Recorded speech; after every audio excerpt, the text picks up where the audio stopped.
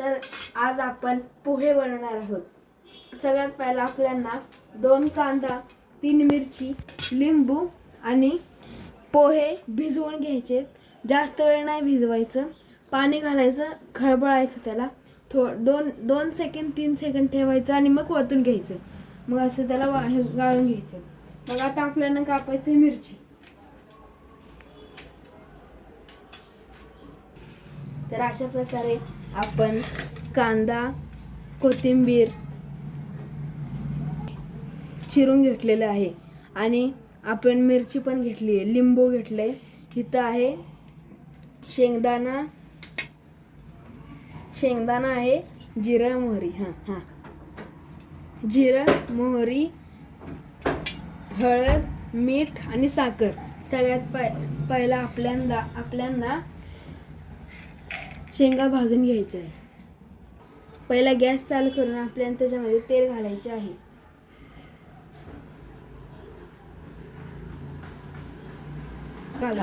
तेल तापू दे ना.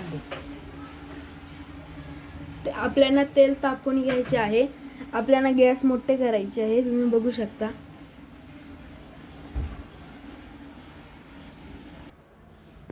आपला तेल तापत आहे. अशा तऱ्हेने त्याला कडक होऊ द्यायचं. तर अशा प्रकारे आपलं तेल तापलेलं. सगळ्यात पहिला आपल्याला मोहरी टाकायचं.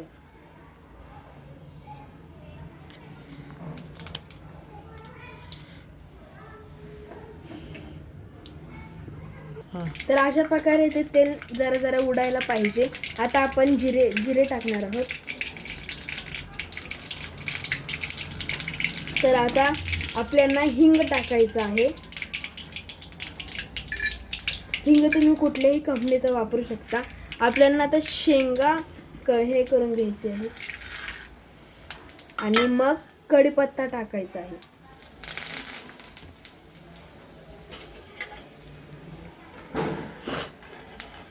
आपल्याला अशा प्रकारे शेंगा तळून घ्यायचा आहे. झालंय. तेल तापल्यामुळे शेंगा लगेच तळून झालेलं आहे. तर आपल्याला आता टाकायचंय कांदा आणि मिरची.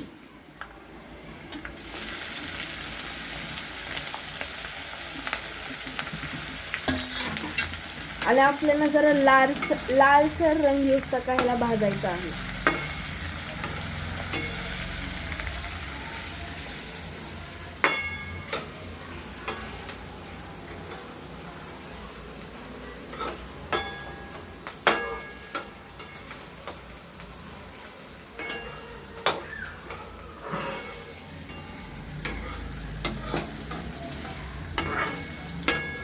आपल्याला अशा तऱ्हेने त्याला मिक्स करत राहायचं आहे.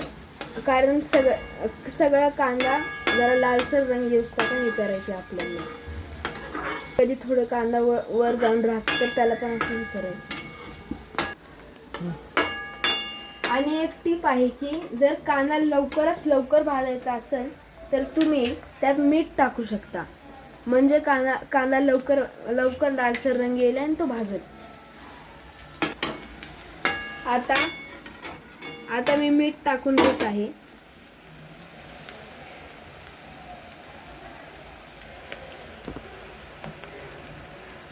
आपल्याला मीठ टाकून झाले आहे. आता त्याला वेल मिक्स करायचं आहे.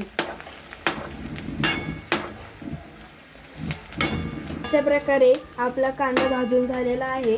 जरा त्याला लालसर रंग पण आलेला आहे, तुम्ही बघू शकता. आणि आता एवढं सगळं भाजून झाल्यावर आपल्याला त्यात हळद टाकायचं आहे.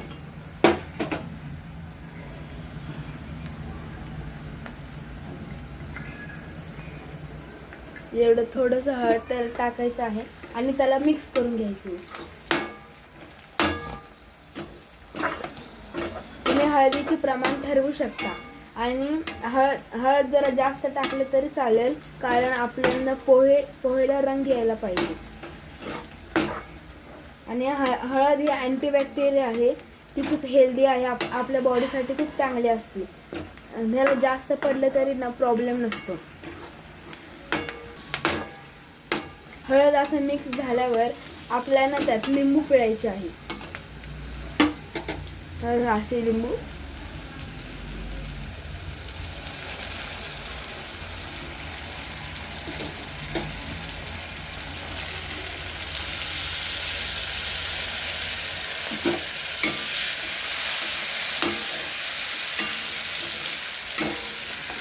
आता आपल्याला लिंबू पिळून झाल्यावर त्यात साखर टाकायची आहे. साखरेचं प्रमाण बघा तुम्ही, एवढंसं घ्यायचं आहे.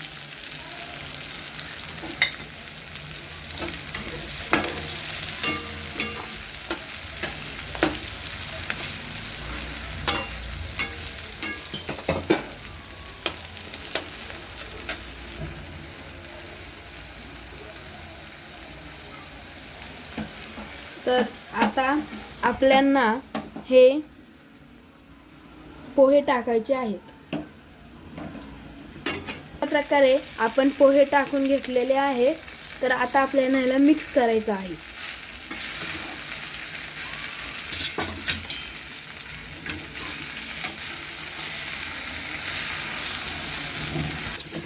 तर तुम्ही बघू शकता आपल्या पोहेला किती छानसा कलर आलेला आहे. तर आपल्याला त्यात कढीपत्ता टाकायचा आहे.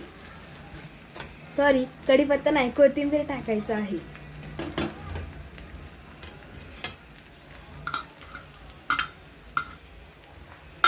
आणि आपल्याला कढीपत्ता टाकायचं, कोथिंबीर टाकायचं आहे आणि त्याला मिक्स करून घ्यायचं आहे. आणि तुम्हाला एक टीप आहे की हे असं पोहे भाजून झाल्यावर त्याला लगेच दुसरं भांड्यात काढून घ्यावे, नाहीतर ते पोहे कडक होतात. गरम गरम पोहे खाल्ल्यावर खूप छान वाटतं. कशी वाटली आजची रेसिपी माझी? तुम्हाला आवडल्या असल्यास लाईक, शेअर, सबस्क्राईब करायला विसरू नका आणि फॉलो पण करायला विसरू नका. तर आपले पोहे तयार झाले आहेत. कसा वाटला आजचा ब्लॉग तुम्हाला? बघा, आपले पोहे तयार झाले आहेत. खूप टेस्टी आहेत हे पोहे. Thanks for watching my video.